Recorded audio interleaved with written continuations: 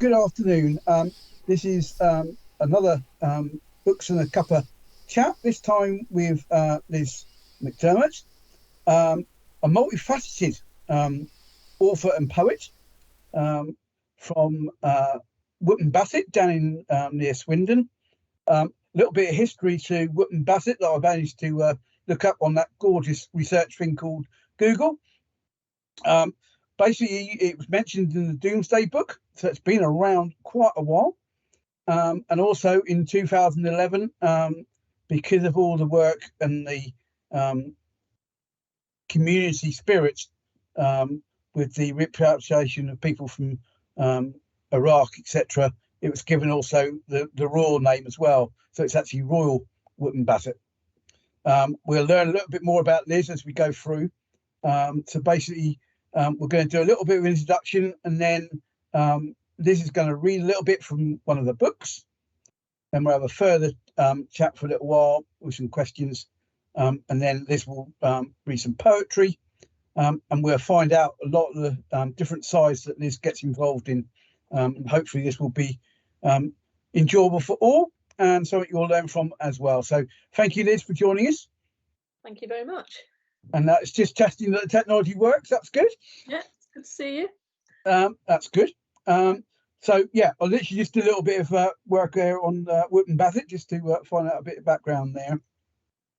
So just to give us a little bit of background to you, I thought I'd ask just a couple of questions, and then you can introduce yourself properly.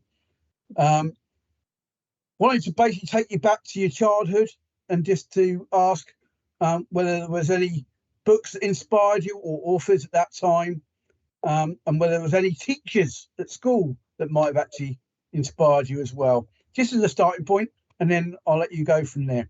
Okay. Basically, at school, I was okay at English, but not particularly that good. One book I do remember, actually two books. One book was I can't remember the title now. One book was about smugglers, which I really enjoyed. But the other one that I really loved was The Secret Garden. Mm-hmm. I still have that book and I still like reading it. It's a lovely story, so I enjoyed that. I don't think I read hugely because I was a musician, so I spent a lot of time practicing the piano and doing musicy things. But at school, my English teacher was called Sid Page, and Mr. Page was quite a scary guy. He had incredibly thick glasses that looked like the bottoms of bottles. He didn't give you very good marks. You had to do really well to get good marks from him.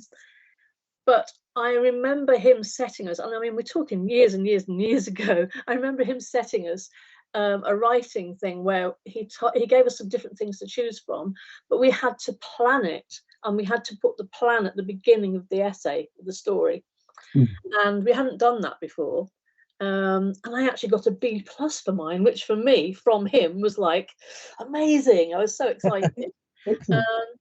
So yeah, he was a lovely guy, and he just encouraged me. And for some reason, and I can't remember how, but he was friends with the music teacher, and I used to go with her, and we'd have tea with him, and he used to give me a coleus plant every year. I don't know why, but anyway, yeah, that's him.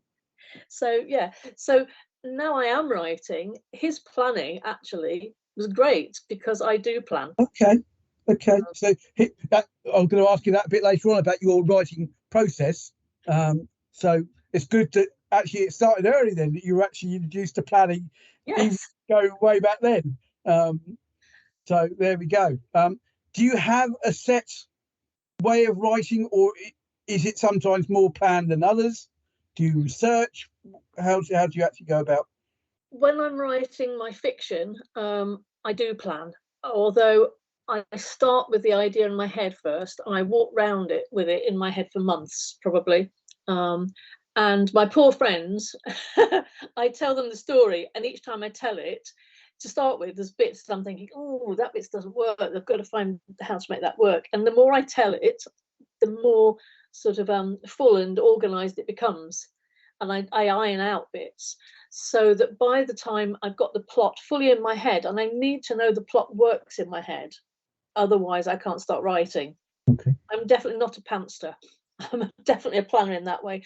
And then I do plan very vaguely my chapters and what I think is going to go in them, although I don't stick to that, because obviously once you start writing, things happen and characters do take over sometimes and you sort of go up at different angles, but I know where I'm going to end up. Mm-hmm. So on average, how long does a book take for you? well, the book I've written this time is my novel, which is the first novel I've written. So I actually started thinking about it in 2019. And I got a little bit down on paper then, but then in 2020, I didn't write very much of it. I actually wrote far more poetry that year. 2021, I started writing again, the novel, and I had it published this year in May. So a couple of years then from sort of idea through to in that sense, because you do different genres. I understand that. So sometimes more poetry than writing. Yeah, and I think the one I'm working on now, which is my second novel, I think I will write quicker because I've got more idea of what's happening and how to work it this time. Okay. So excellent. So I think you're going to read a little bit, aren't you? I am. I'm going to read a little bit. It's hard to choose bits because you don't want to give things away. So I mean, I'll give you a bit of an overview of the story in the sense that it is about a young teacher who's called Ree Dobbs, Ree short for Rhiannon. She hasn't been teaching for that long, but she's head of an art department in a secondary school in a place called Whittingbury. And she finds herself attracted to one of her pupils. Okay. And he, we then later find, also fancies her. There's also a young lad called Ben, who's the same age as Ree, perhaps a year younger. And he is fairly obsessed with her because she comforted him on the worst day of his life. And he's never forgotten her. And he also happens to live in Whittingbury with his mother, who he looks after. So in the book, we know, when you're reading it, you know as a reader that Ben is basically stalking Ree. Okay. And Ben has his own chapters, as does Ree. The young lad that she falls for is called Josh. So it's basically about Ben and him sort of being obsessed with Ree coping with Josh, what happens to her career and other things, and some tragic events that happen that changed people's lives. Okay. So this is not a serious bit particularly. So Ben has been, although he lives in the same town as Ree, he hasn't had the confidence. He sees her from afar and he hasn't had the confidence to speak to her. And it's quite a few years before, when his tragedy happened, that she comforted him. So he's been looking after his mum and he doesn't get out much and he's wanted to speak to her. So he saw her previously in the previous chapter. He sees her in the local cafe with her friend, and when he walks in, he sort of she looks up and smiles, and he thinks she's smiling at him. You know, when you see somebody and you smile at them and wave, and then you realize they're not waving at you. They're waving at somebody else. And that's what happens to him. And so he sits by her and her friend, and he overhears them saying they're going to go to a speed dating event. So he listens to all of this and he thinks, okay, I'll go along and sort of see what happens, and I might be able to get to speak to her. So that's setting the scene. Oh, and in his pocket, he's got a scarf of hers that he picked up on the floor after she'd been in the cafe. She dropped it. And so he's got that in his pocket. Okay. Okay. So this is the speed dating. It's not all of it. I've just gone from somewhere through it. The room was noisy as the participants for the date night arrived and started chatting and drinking. Ben worried if he would be able to hear if everyone was chatting at the same time. At the allotted hour for the event to begin, a bell rang and Teresa gathered everyone together and yet again began explaining the rules of engagement. With scorecards and pencils in their hands, the men jostled to get near the girl they fancied and quickly chose their seats. Not wanting to make his intention clear too soon, Ben sat down opposite a dark-haired girl who was 4 tables in front of his target, Ree. The girl, Jenny, was pretty in an old-fashioned way. Her voice was extremely quiet, so he had to lean in to hear what she was saying with all the noise around them. To each of her questions, he mostly answered with one-syllable replies. He was trying to listen to her, but if he was honest, he wasn't concentrating on her at all. He felt a little mean because she seemed a nice girl, but he was watching his intended prize. He thought, 8 minutes at each table, which means 32 more torturous minutes before I reach her. The bell rang for the end of the first date, and before Jenny could say anything more, he moved on. He wrote a cross on his scorecard and assumed that Jenny probably wrote the same on hers after his lack of attention. Ben really didn't care what the other women thought of him. The next 8 minutes passed in much the same way. The girl asked all the questions, and he replied in his monosyllabic, disinterested tone. This girl, Tracy, was far more aggressive than Jenny, and even had a list of questions she wanted to ask. Ben thought some of her questions were too personal. One was, "Do you want children?" It elicited a more than a one-word response. "I haven't ever considered it." She continued to her third degree until eventually she asked, "Do you actually want to be here?" "No, not really, at least not with you." "Well, you rude bugger. I don't know why you bothered. You're just wasting my time." But before he could reply, the bell rang yet again. One more step nearer. His next date was a short, dark-haired girl called Amula. She looked slightly exotic, and he found himself staring at her eyes. He also had to ask her to repeat her name, as he hadn't come across it before. She began by telling him that her family had come to Britain from India, but she was born here. She finished her short family history by asking, "Have you ever been to India?" No, I've only ever been to Spain with my parents. In the past," Ben replied. "Don't you like travelling?" He was a little slow in answering, having a sudden memory of the Spanish holidays his parents had taken him on as a child and later as a teen. They always stayed in beautiful villas, always with a pool. He remembered the hot, lazy days and the fun the three of them had together. He looked up to see Amula waiting patiently for his reply, smiling encouragingly. "I've not been able to go over the last couple of years. My mother has been ill, so I can't leave her for too long." He was suddenly aware that he was talking quite easily to this girl. She had a gentle way of asking her questions.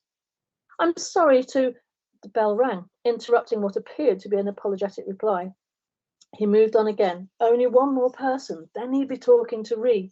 He felt a sudden quiver of nervous excitement in his chest as he watched her during the evening. She had chatted to other dates, but he hadn't seen any real interest in her responses. When he sat down in front of her, she'd smile. He knew it. The blonde in front of him was asking something like, "Do you like kittens?" "Not particularly." "Well, I just love them. Their cute little noses and their ears." She shut her eyes. "Oh, when they purr." She stopped to take a quick breath, and with her eyes still shut and the shoulders scrunched up around her ears, she began to purr. He glared at her in horror. She was oblivious to his derisive stare and continued to ramble on about the joys of kittens without making any breaths whatsoever. Ben was losing his patience. He had thought this would be a good idea, a way to meet Ree. He hadn't considered how long it would take to reach her. Thank Christ, only a few more moments of this cat lady bimbo with her dyed blonde hair and weird eyebrows that were about to join her hairline. Only a few more moments and I'll be sitting in front of Ree. As if answering his thoughts, the bell rang. And as he stood, a gang of young lads rushed into the bar, bumping into everyone and everything. They made such a racket that everybody turned to see what the rumpus was about. He also glanced at them, but when he turned back to take his seat in front of Ree, his prize, she was gone. Panicking, he looked around the room in desperation. Neither she nor her friend was anywhere to be seen. Completely deflated and with a growing emptiness that was turning into anger, he forced his way through the heaving crowd to the door, bumping and knocking into people. Teresa yelled after him to leave his scorecard, but that was the last thing he was worried about. Running outside, he anxiously looked up and down the street, but they'd disappeared. At least outside in the car park, he could breathe, but he felt deflated. Yet again, he had failed. He'd been so near, and now it all seemed such a waste. He reached into his pocket and breathed in Ree's scent from her scarf. With a heavy heart, he got into his car and drove home, feeling the complete failure that his mother had always told him he was. Wow. Yeah, fill me with dread going to a speed dating, and I think that I would share his thought on that, possibly on that. So the research for that book, dare I ask, did you go and attend the speed dating? No, I've never attended one. Right, I've okay. attended enough business speed networking. Yes. I can never hear a thing. I hate them. Yes. But no, I haven't. But I did look up to sort of read about them. Yes. I did a lot of other research for the book, though. Mm. At one point, there's some some police procedure, and so I've got a friend who's also an author, who you know actually, Arthur. Oh yes. Yeah. So I talked to Arthur, and he told me, went through what would happen when somebody was arrested for me. So I got all of that information, and then when I'd written it, I sent to him for him to check that I'd got it correct. I used to work in education. I was in education for 34 years, and so I know how schools work. But I did talk to a young friend who'd just gone through A-level art, because I did A-level art, but it's changed drastically to now. Yeah. So I spoke to a friend about how it works these days, how long you get, and all the rest of it. I also talked to another friend who's doing psychology, and she talked to me about people who have obsessive attachment behavior, or whatever it's called correctly.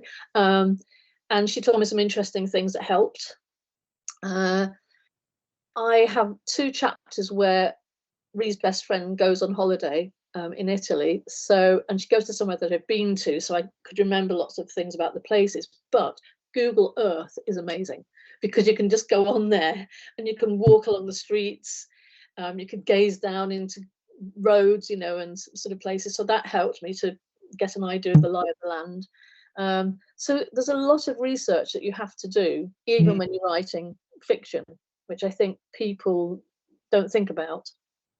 So where did the actual idea come from? Can you actually pinpoint where that idea came from? How did it come into your mind? Partly, I am obsessed with I watch crime thrillers. I love crime thrillers.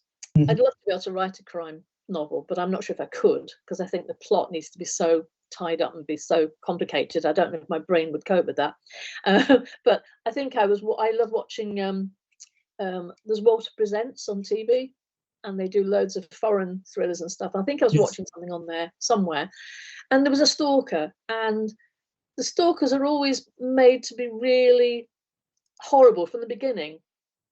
But I just wanted to write about a stalker who actually wasn't horrible. He'd just become obsessed because this person had helped him on such a terrible day. But his obsession had grown out of proportion, and does so as the story goes. And I just wanted to sort of show that. And I've been quite pleased, because several readers have said they actually liked him at the beginning of the book, which is what I wanted. Yes. So and then what goes on. Yeah. So the actual publication of the book, could you talk me through the highs and lows of getting published? Well, I have published quite a few books. I've published an autobiography, a book of short stories, 4 poetry books.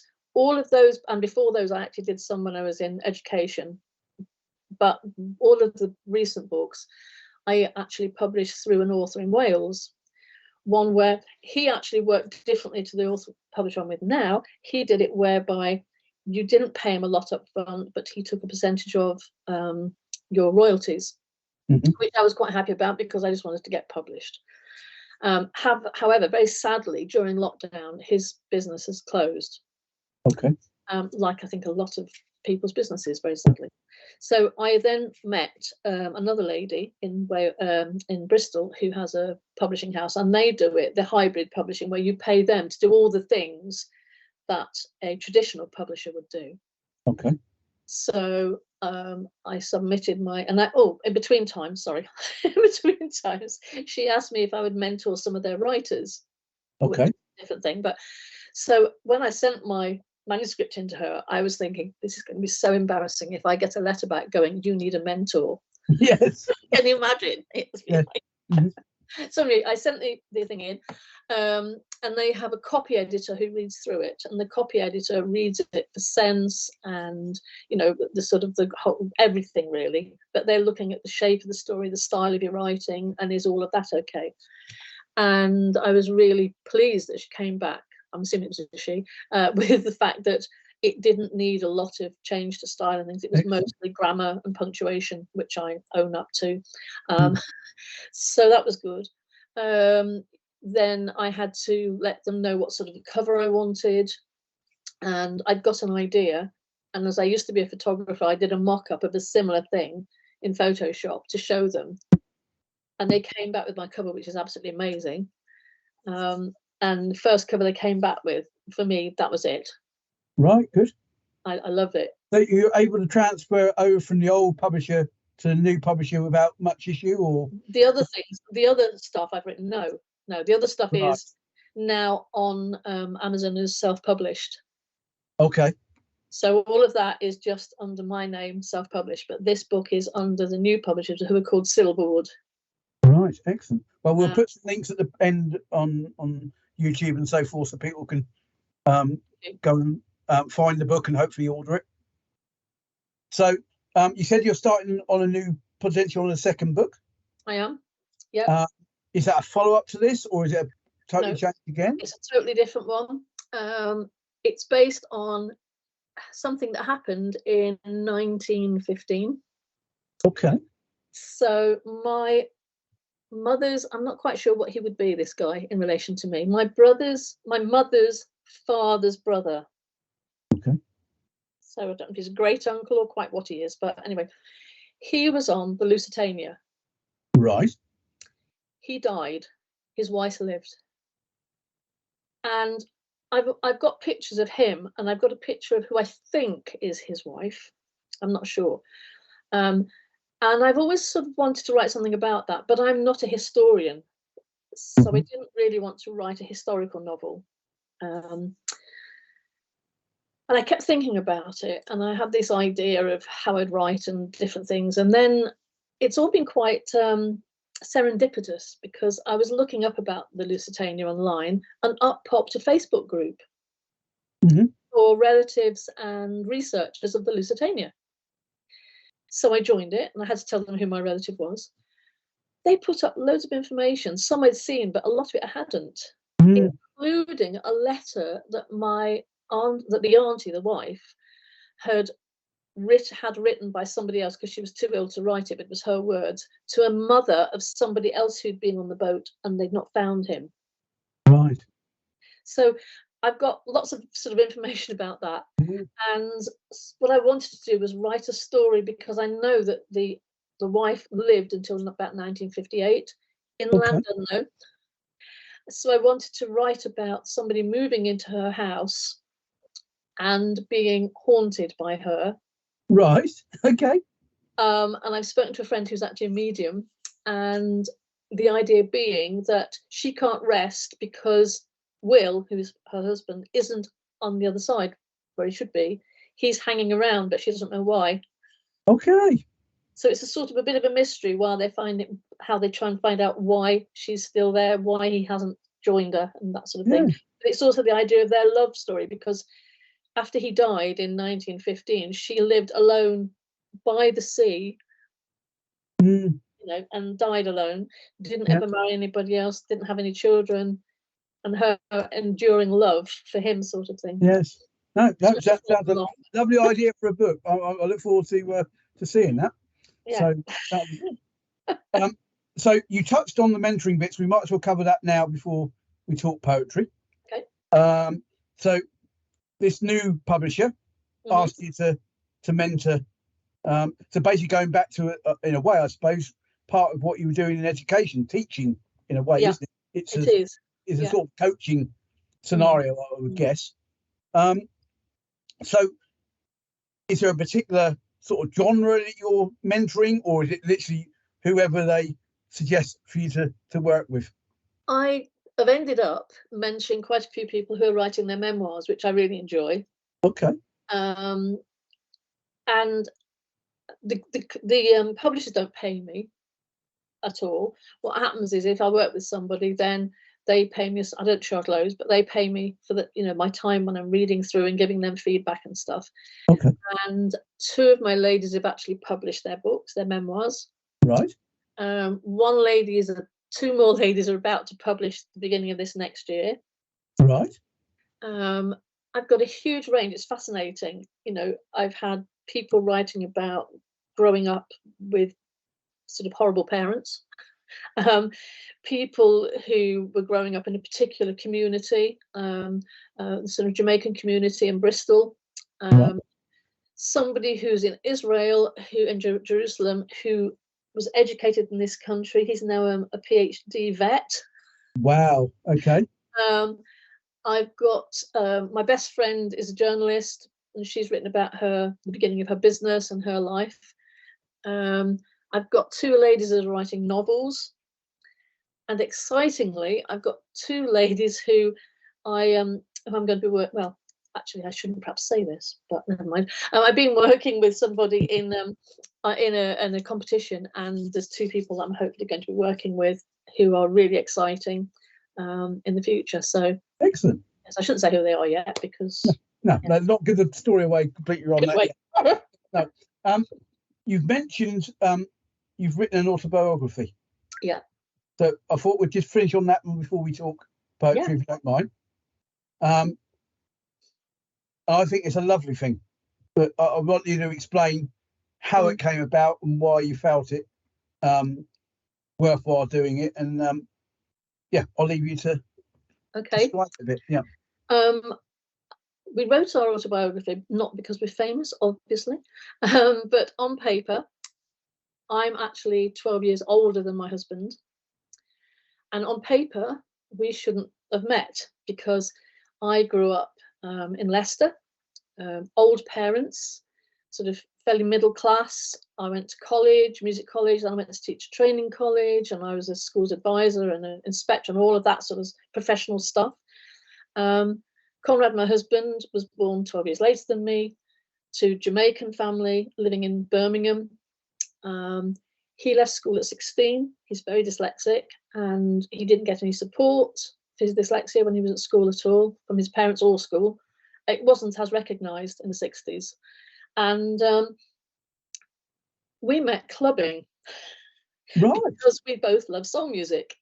Okay. And whereas on paper we should have just passed each other by because, we've got different backgrounds, different ethnicities, different ages, all the rest. We met one night near the August bank holiday 29 years ago, and we just hit it off, and we've been together ever since.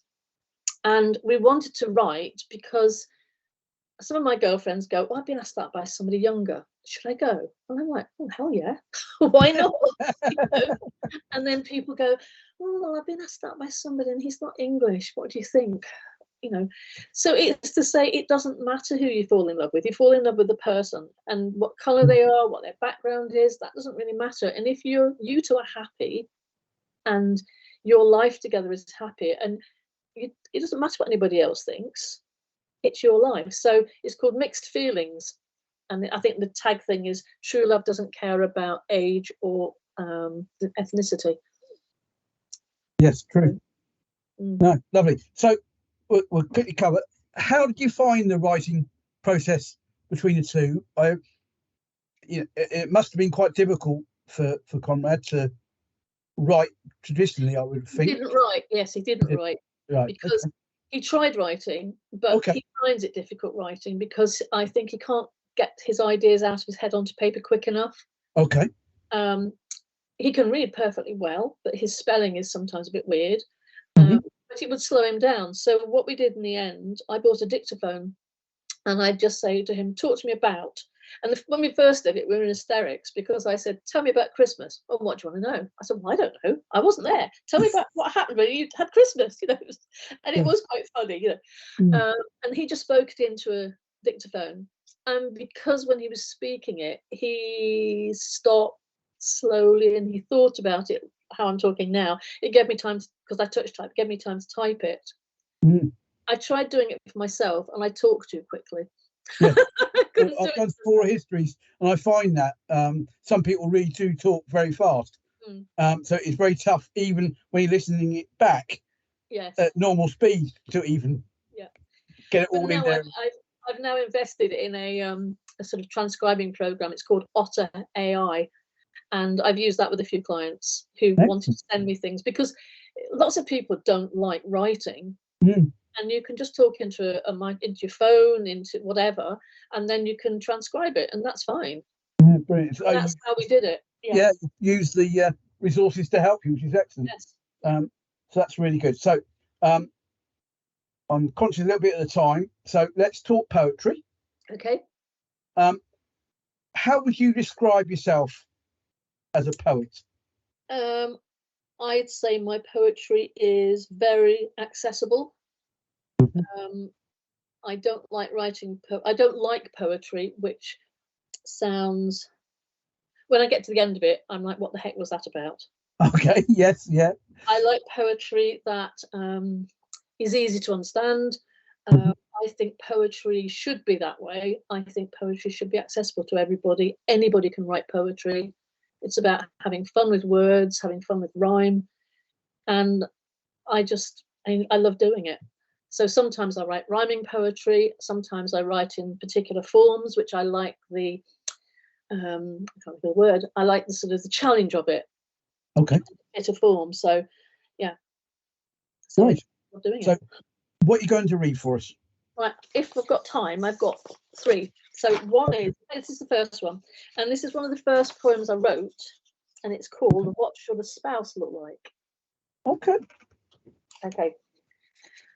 What should a spouse look like? The same age as me, from the same ethnicity? Should be a he or a she? There seems to be rigidity in some people's minds when they are faced with a difference in age, and obviously we're not born on the same page in terms of background, education, or God forbid race. All they do is stare from face to face. What does a spouse look like? Mine is the person who makes me laugh and continually makes my heart flutter as he smiles from his photographs, even when it was me who clicked the shutter. The warmth of his eyes still make my heart rush as though suffering a schoolgirl crush. We have fun in our life. This marriage is certainly not one of strife. He supports my every breath each day, and I accept that gift in every way. Once met, our souls embraced and have continued to dance to our own drum and bass. What does my spouse look like? Nothing like me in terms of race or age. We were definitely not born on the same page. Our differences are strengths to explore, and we are always learning more. From face to face, you can stare all you dare, but that is your notion, whereas we have just one emotion: love. Brilliant. Very, very nice. Very good. This one's a funny one. This one's called "In the Doghouse." For weeks, she had been asking and was now urgently tasking her husband to build a new dog's home. Her initial pleas had been gentle, but now were becoming a nag, so before turning completely mental, he had agreed, rather than let any more time lag, to start to build under the stairs.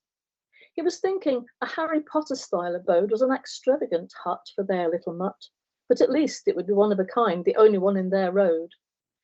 His wife, he did have to concur, made a great project manager. Directing him to build to her plan, in no time he began and created a space that would be safe and sound for their little hound.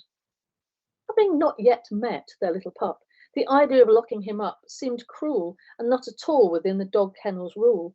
But she assured him, as only she could, that in the daytime Doggy could wander as far as he would. Once finished, he removed every single tool, and standing back to admire his handiwork, he had to admit his hound home from home was pretty cool.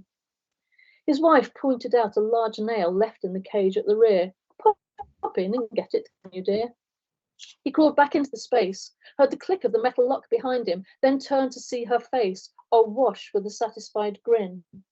What he had never dreamed or even conceived, insomuch he had built his own husband hutch. Very good. Didn't see that one coming. Very good. No. Very good. So this one is, I can't decide between a rhyming one and a bit of a sad one. What do you fancy? Oh, I think a rhyming one. Okay.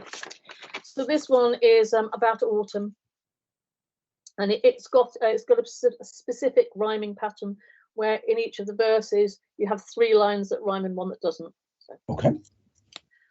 Autumn arrives while summertime grieves. Hoarding squirrels run like little thieves. They ferry nuts in their cheeks to bury, darting out in the crisp autumn leaves. Breezy winds announce cooler weather. Morning frost covers mountain heather. Low-lying mists hide treetops in the copse. They lean in, growing closer together. Hearty meals ready to keep out cold, sat at firesides, scary tales are hold. Monsters are carved, pumpkins flayed of their skin, a Halloween welcome to behold. Prepare for autumn chilly blues, with luscious golds and russet hues, a harvest moon above a forest strewn with autumn colours for you to choose. Very good. Okay. No, there was definitely time for all three, and all very good. So thank you for that. Thank you. You've even inspired me recently, because you wrote after a darkness word prompt, didn't you? Yeah, I did. I wrote that as well, because I write very infrequently. It was lovely to read it. It was lovely that made you write as well. Yeah, so there we go. You see, you're even inspiring me. So I thought I'd just finish off with a couple of things to finish us up, and I appreciate your time today. First off, if you were to offer 3 tips to an aspiring writer or poet, what would those 3 tips be? One would be, believe what you're writing. Write what you enjoy. Don't think you have to write what other people want you to write. Okay. Yeah. Particularly, I'd say with poetry, there's this whole thing, it has to be a certain way, and no, write what you want to write. Poetry doesn't have to be rhyming. It doesn't have to have set rules. It's a flow of emotions of your thoughts. So that writing stories or books, longer books in prose, I'd say, when you start writing, don't keep going back and editing what you've written, because you'll never get it finished. You might need to read back, obviously, a little bit of what you've written before to pick up where you're then going to be, but definitely don't keep editing, because you will never move forward. You'll never get it finished. Very cool. Yeah. Okay. And the other one is, again, don't try and write in language that you think you ought to be writing in. Cool. I think I read Stephen King's book on writing. I have not read any of his books because I don't like horror, but I read his book on writing, and he said that in his. He said some people think they have to write in a very flowery way or a very clever way, but it's not you, and it's that thing about writing in the way that you want to write. So I think that's another important tip. That's fabulous. Just a couple of things about the future. What would you like to achieve in the next year? And if you could, what would you want your gravestone to read? Okay. What I'd like in the next year is to get my next novel published, in the next couple of years, say. On my gravestone, I'd like it to say that I made people laugh and I helped people. What lovely couple of sentiments to have on there. Lovely. Thank you. Well, I thank you for your time. I hope you've enjoyed it. I certainly did. And I'm sure the audience will as well. And basically, we will be sharing links onto the bottom of the YouTube link eventually. So I'll get you to send me some links for the books and things like that. And for your YouTube channel as well, so we can point them in that direction there too. And thank you for your time, really. Thank you very much for the opportunity, Richard. Thank you. No problem at all.